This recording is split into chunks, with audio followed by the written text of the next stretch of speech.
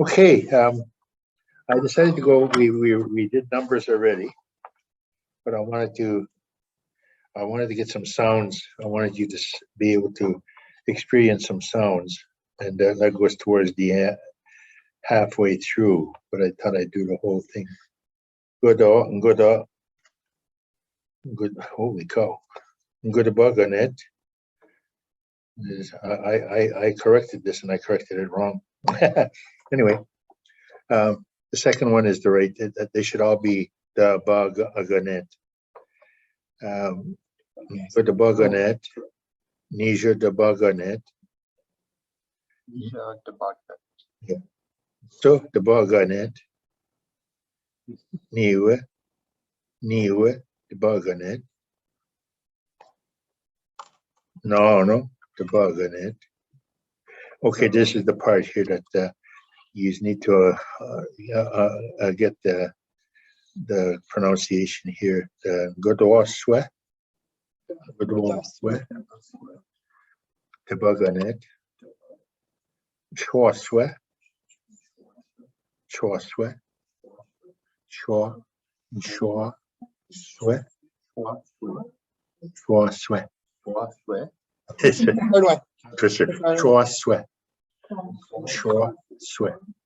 The first part is Nshwaaswi without the H. The second part, Nshwaaswi. Nshwaaswi.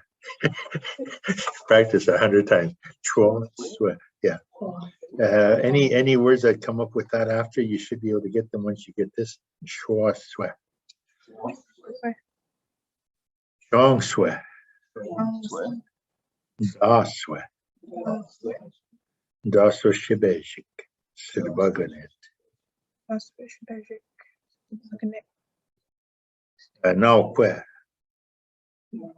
12 noon. It actually says you're actually saying Naawkwe means it's right above you. Oh, okay. No. Sense, yeah. Yeah, you're actually saying. Why is 11 o'clock so long? Because I did the mistake. Nshwaaswi. Okay, that's why it's kind of bezhik. So the aganet. One of the aganet should be gone. The last one there, aganet. Nshwaaswi aganet. Yeah. So if you learn how to say bezhik, Niiwi, it starts from there till 12 midnight, and midnight is Aapto dibikat. Aapto dibikat. Half a night gone. Half a night. Aapto dibikat. Yeah. The reason for some of these, we stayed with our language when the clocks came out. We stayed with our language, and because half the night is over, Aapto dibikat, half night, and so we were saying actually half night. Instead of saying the aganet to Mdaaswi aganet, we said Aapto dibikat. After the boogie thrown up to the dibikat, if your destination is far, sometimes you'd say, "Oh, I'm gonna do after the dibikat." You'd say, I'll be coming in after midnight. I'm gonna do after the dibikat. And little kids running around lots of times and say, "Oh, when are we going to eat?" And you'd say, "No, quick," or you'd say, "Shkwa quick," after dinner, after the sun is directly above. Shkwa quick. So there's certain habits that certain tribes have. Some tribes, because there's so many kids that went to school. Some kids learn. They said they learned the English form of using the language in Cree because they've gotten used to that. There's people in Bear Island right now trying to teach the language the Cree way, so we have Ojibways learning the Cree language way of saying time. Because the people had relatives that were wanting extra money, so the people applied for the job and they got it because, you know, family's dear. So now we have Ojibways learning how to speak count in Cree. And the reason I mention that is that it happens quite often. You know, it happens that we learn different ways for a reason. I've always gone the other way, saying, well, the kids need to know the right way, because once we're gone, the right way of learning something is going to be gone. Like right now, we're saying Atikameksheng, and we were used to saying that and so forth. And one of the things that the elders taught me was when I was younger, when I first started that, is teach the right way. And that way you'll retain that, you'll keep the language. And after the speakers are gone and people have learned the language in a different way, then that'll become the language. That's I guess evolution. That's how language evolves. At one time, we all spoke one language, and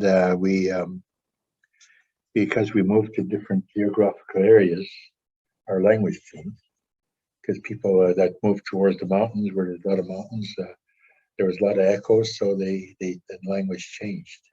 People moved to the shore. There was high winds along the shore, and you would learn to speak differently because you're living where there's strong winds. You would learn different to say things differently. Sometimes there was plenty of rocks and dust and everything like that. So again, your language would start to change. And so now Apaches no longer, can understand Ojibwe, and Ojibwe can't understand Apache. But at one time, they say we all spoke the same language. So that's how language evolves. Because if it is a culture will always evolve. So that means the language also evolves. That's how we. English doesn't evolve as fast because everything's written down, and ours is an oral language until now. Now it's getting written down a lot. It maybe stay the same for quite a while now, but because again, there's different teachers speaking different dialects. Again, it'll start to change a little bit, but not too much probably. We learn things differently in a different way. And,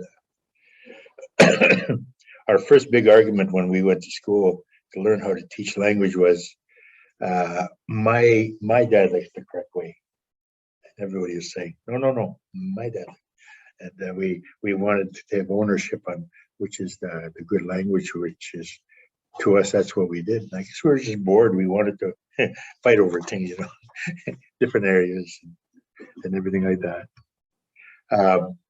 When we take a look at history and everything, that's all normal, and that's how people evolve through the journey of time, and it's all normal what we go through, and we depend a lot on language, and even now, like I have to do some documents for other agencies and so forth because everybody that's gotten it has the first people they translated it Englishly with the language, and then the next people they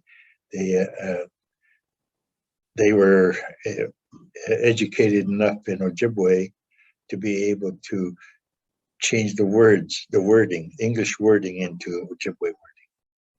I come along and I say, well, it's not really translating if you're not changing the way we use the language, the way we use communication. And it doesn't sound right when we change the English word because we don't say that in Ojibwe.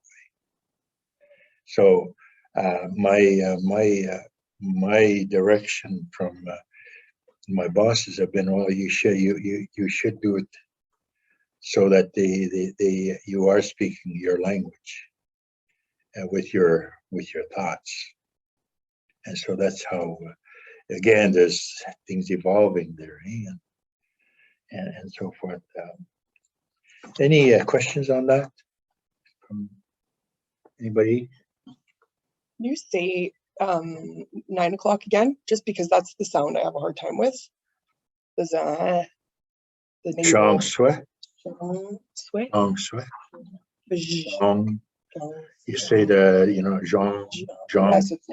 You're using two familiar words that you're going to use, because to speak the word through your nose and to say the word at the end, swe is the tongue twister, Zhang. So you should be able to feel your nose vibrate when you say Zhang. Yeah.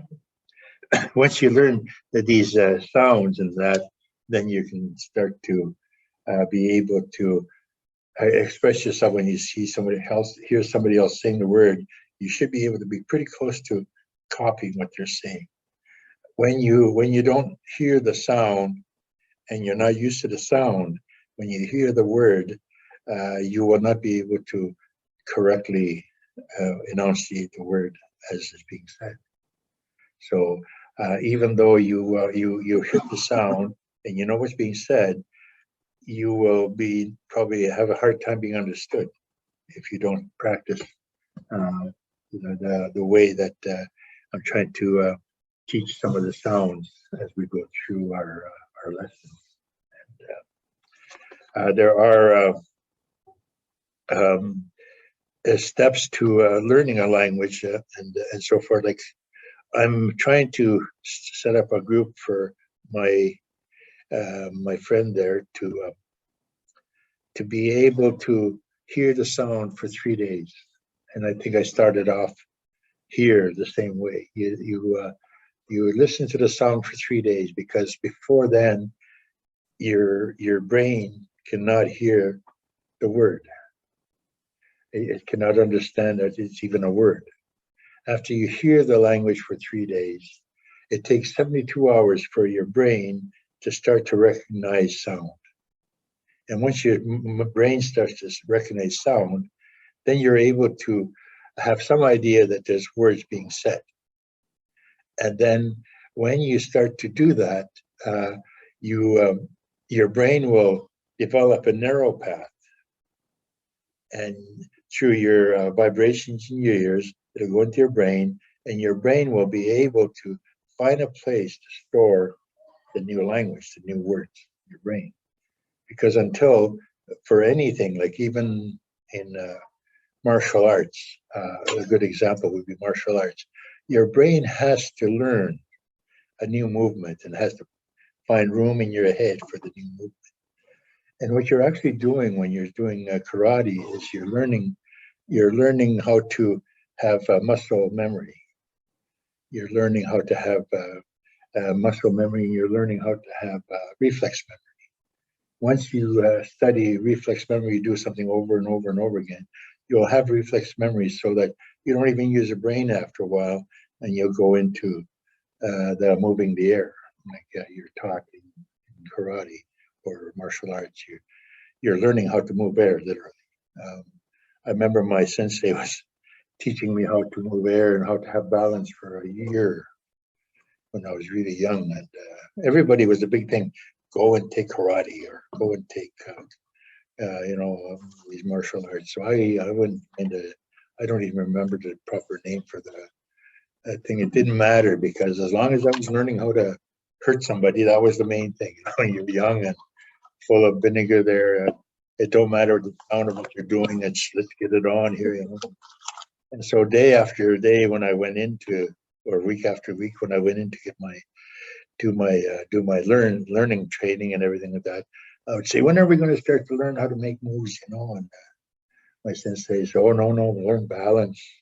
balance. And I said, oh, okay, all right, so here we go. By this time, everybody's got their white belt and their yellow belt and everything. I'm still trying to find rope to hold up my my uniform. I don't even literally have a uniform. I have to go buy things to go to the gym with.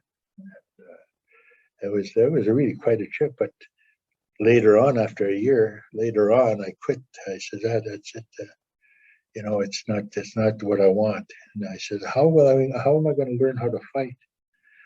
And my son says, you learn 3 moves, and nobody beat you. 3 moves. And I said, well, I want to learn more than that. I want to be like Bruce Lee, I mean. But it taught me what I know today on how to be able to train your mind, how to be able to train your tongue, and to how to be able to have that silence, to count your breath, to put your mind into your heart and the brain here and the brain here to go on the same beat, and to learn that, and to learn your breathing when you're in a really heavy confrontation, to learn how to breathe and to not lose it, to understand where some of your training as a little baby came from.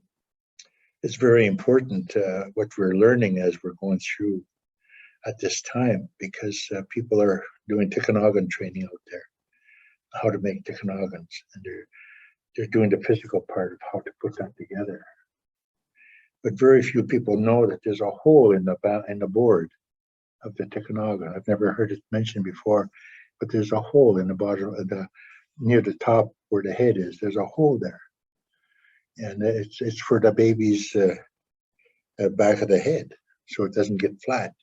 And it's also when the baby is being at home and the mother has the baby on the back, because a long time ago there was no beds and things like that. Baby was strapped on the back, and my mother was sitting on a stump or something to knit something or to make some rawhide. And the baby, they found out that the baby, if you put a hole small, the baby would want to peek through that hole. And so to make sure that the baby is going to see and learn how to do what the mother's doing, they made the hole smaller. And the baby would be watching the mother, while watching what the mother's doing. But if you didn't make the hole smaller, the baby wouldn't bother looking. But because the baby was curious and had to look, the baby would, reach up and stretch his neck and try to see the mother. And so none of these things are being taught now, because during residential school, a lot of this stuff was forgotten. And because the people I'm lucky enough to run into are people that actually remember what is a Tikanagan. There's a whole big part that's missing, and then you add that to that thing. And the reason that I say that is that, again, there are some words that you're going to learn that you might not even have any use for, because the system is no longer there. But the system is going to be okay, because it is a system that people today don't know. Curiosity. What is curiosity all about? So if you're learning this from a board and it's teaching you something, it's something that you're able to understand that even with your own kids. If you want to have them curious and learn and everything like that, put a hole in your cradle board. And the beginning of, like me, when I grew up like that, like as a result of that, I've read hundreds and hundreds of books. And somebody asked me one time, he said, Lorney, when you're way up in age, why don't you waste your time doing something else? Okay? And I said, well, why? And he said, well, what use is it to you? What use is knowledge for you? Like, you're going to be up there pretty soon. And because I've done the reading, I say, well, there's such a thing as collective resonance. Something I learned is going to be in the air. and my kids are going to be able to pick it up. Because if you do something over a certain period of time, it goes up into the air and other people pick it up. We came up with the word Aapto 6 years ago. I'd never heard it before, but it was a system of learning. And I knew it, and I knew what it was used as. And so I started to use it in our language. The best way to learn how to teach a language to kids is put all the adults on the outside circle and then put the little ones in the middle. They hear all the language being told all around. And we tell stories, that's okay. That's okay, and we use the language. And now, 6 years later, it's all over the country, all over. People are using that word. And it's through this collective resonance. You put something out there and boom, it'll go all the way around and it'll come back to you. You know, if I didn't read and believe what I was reading, if the person wasn't somebody I believed in, I wouldn't be able to do that. I wouldn't be able to be a part of that. I wouldn't even understand what's happening. You know, so that's, I thought I'd mention that because it's a big part of learning a language, learning about that culture, and learning about. I firmly believe that once you learn a culture, you learn the language faster.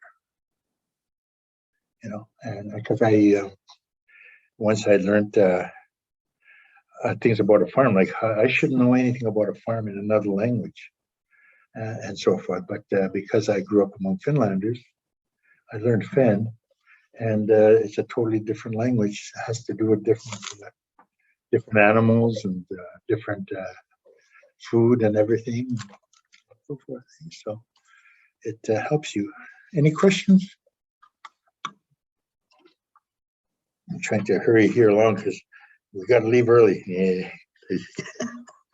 We.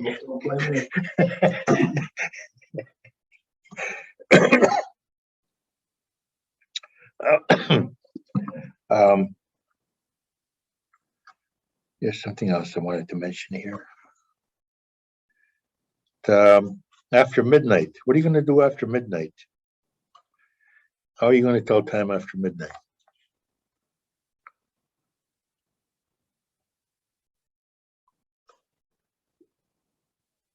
Like you wouldn't.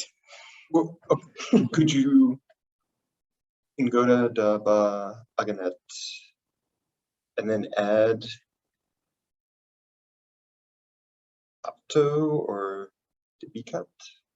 Dibikat, you could say after midnight, you would start again with 1 o'clock, 2 o'clock, 3 o'clock, because this is daytime, and then after midnight would be nighttime. So you would say Mdaaswi, bezhik. Then you'd start again with Ngod aganet, because after 1 o'clock, midnight, it would be 1 o'clock. Ngod aganet again. Ngod aganet. Niizhwaaswi. Anishinaabemowin. It's dark outside, so you'd say, "Oh, Niizhwaaswi." You'd say the same thing again. And anytime after 10, you would say Mdaaswi bezhik. Mdaaswi Ngod bezhik. Mdaaswi bezhik aganet. Mdaaswi aganet. Mdaaswi aganet.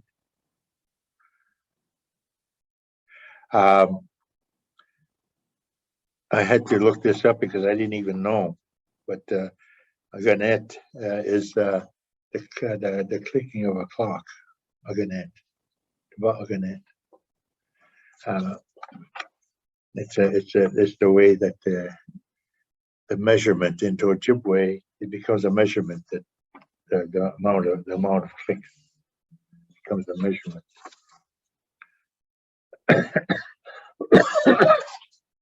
Wouldn't any time telling occur around the sun, essentially?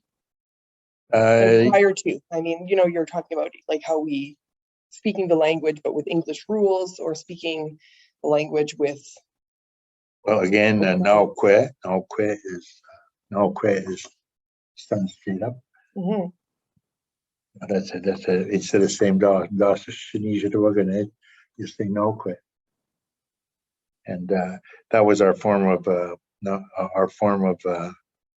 eating, because we usually didn't say dinner time or something, because it wasn't important, because we were very fortunate if we ate every 3 days or something.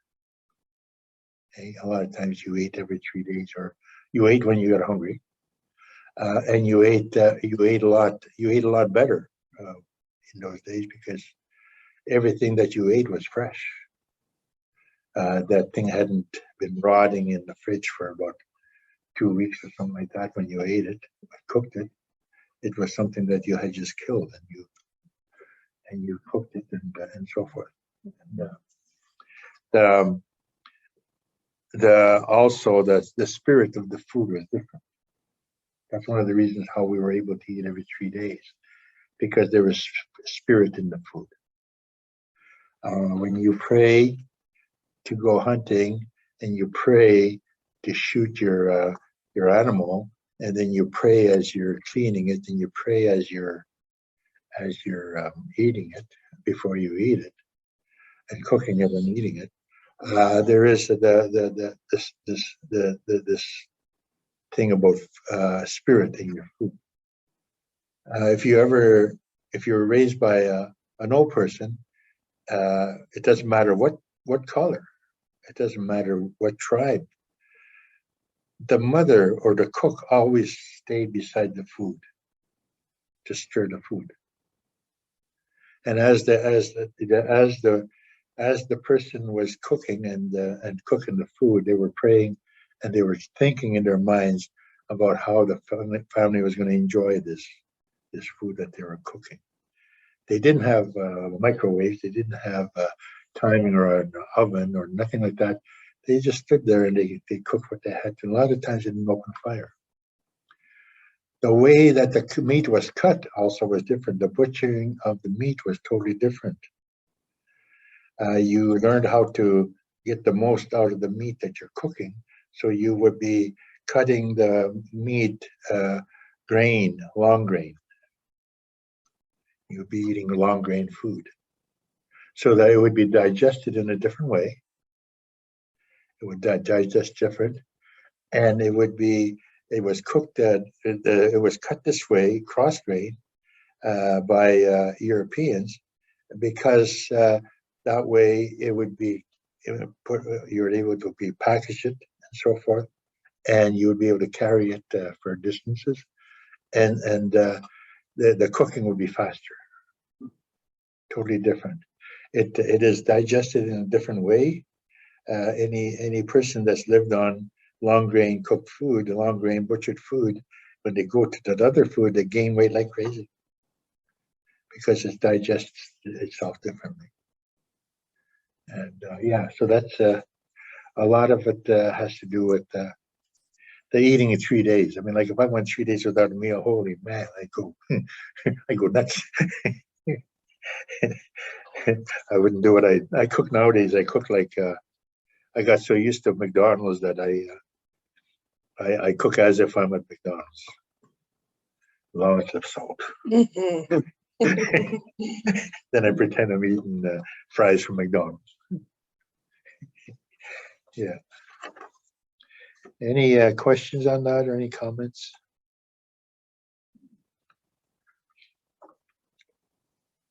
I have a question. So, did I, excuse me, sorry, did I scare you? You startled me. My computer's mad at me, I thought.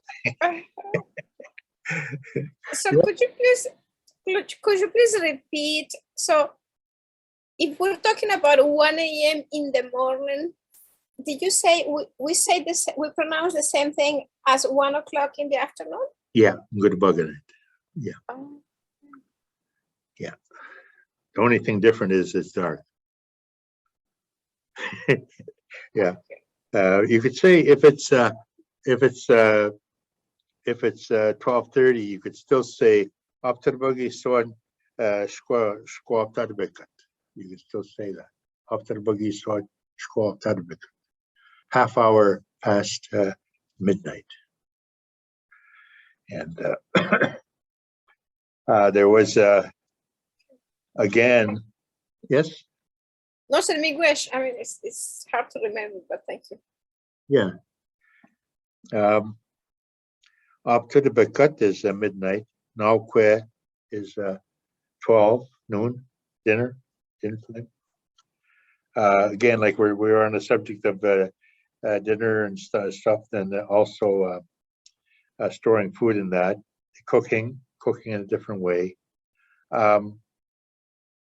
I think I was very fortunate because I was able to experience the cooking that was brought together by my grandmother, my grandfather, because as far as I know today, there are 3 parts to a partridge that are not taken out of a partridge when it's eaten.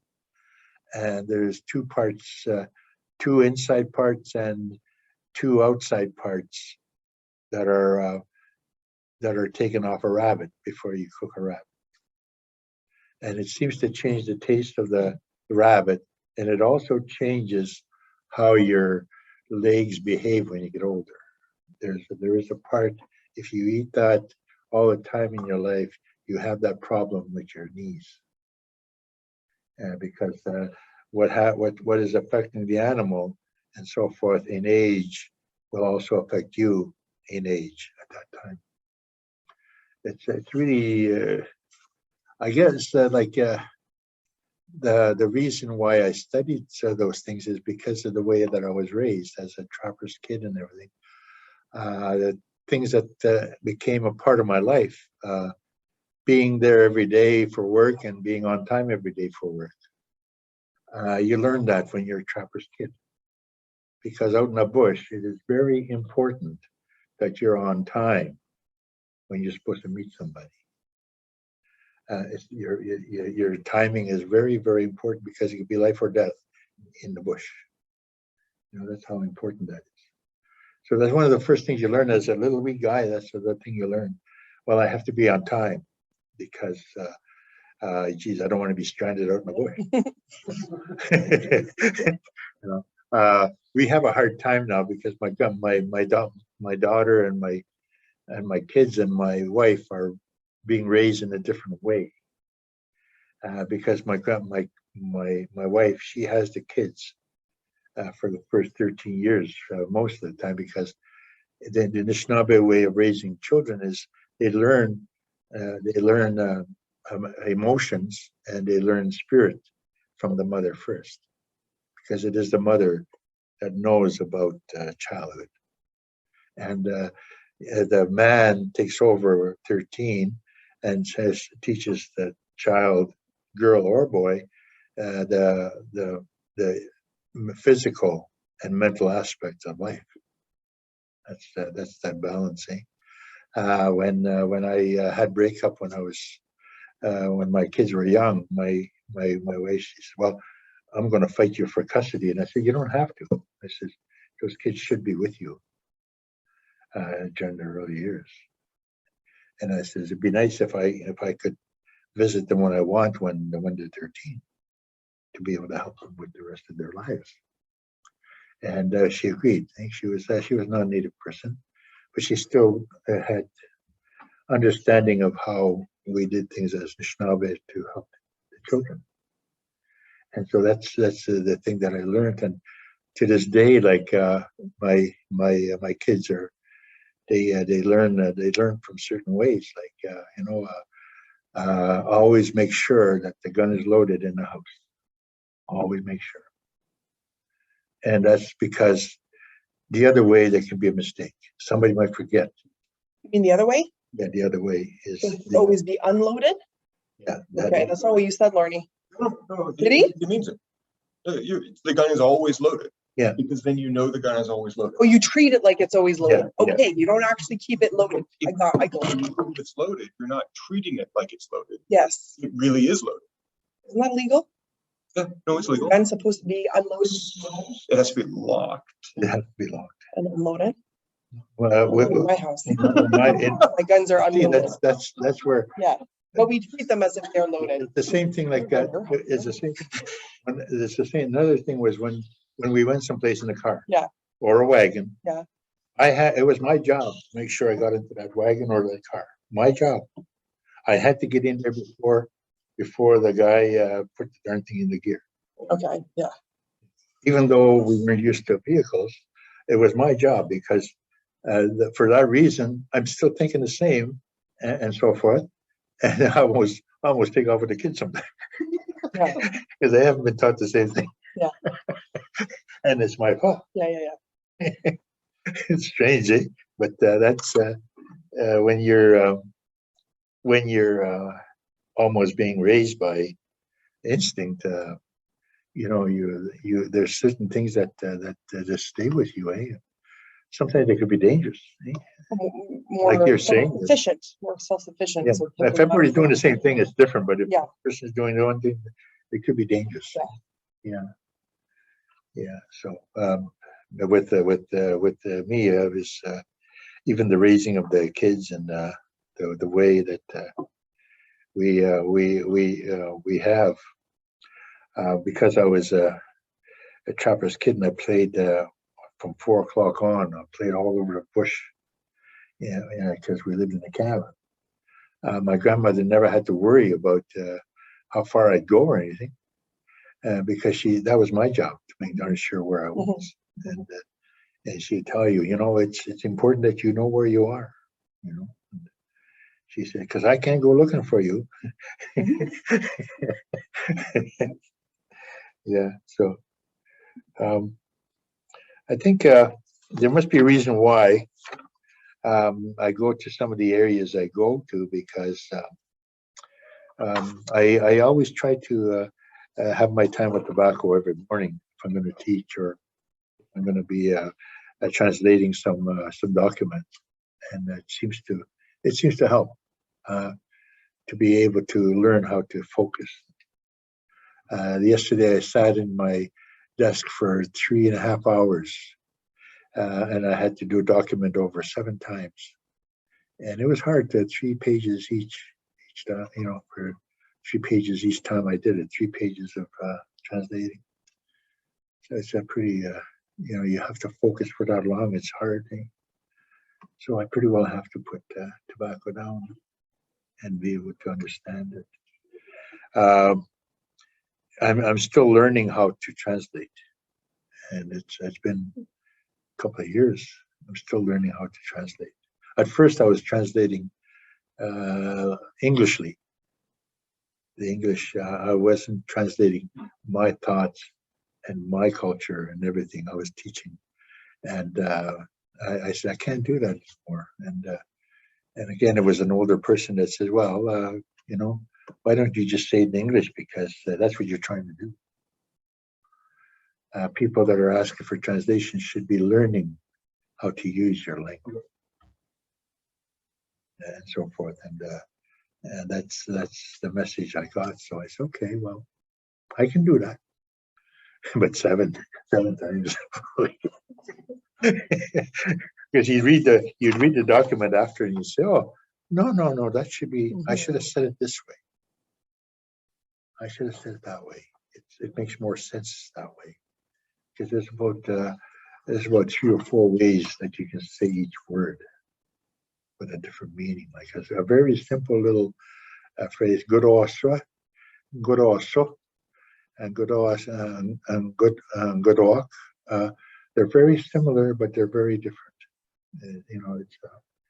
It's as if you leave out a certain phrase or something, like there's some people that learned, the priests were the ones that taught me some of that, because of the way they learned the language.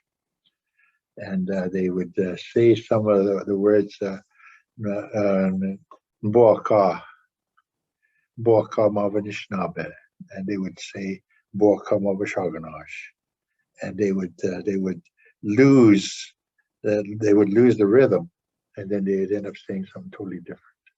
Once you lose the rhythm, of the language. What you end up with is something totally different.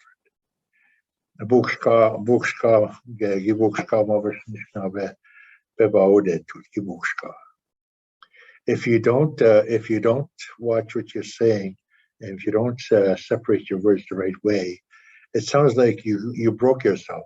You got broken in half just because you went downtown.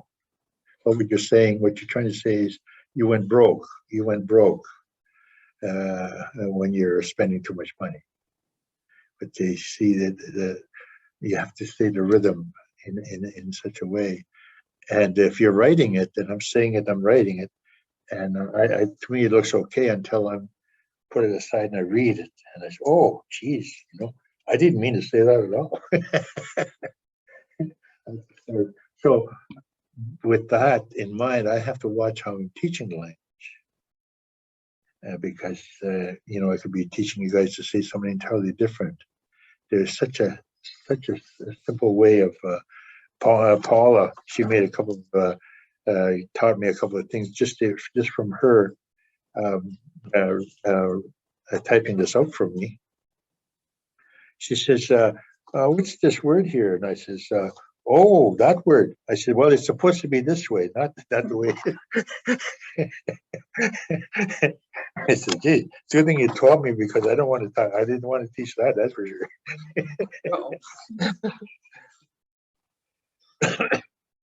Questions, comments?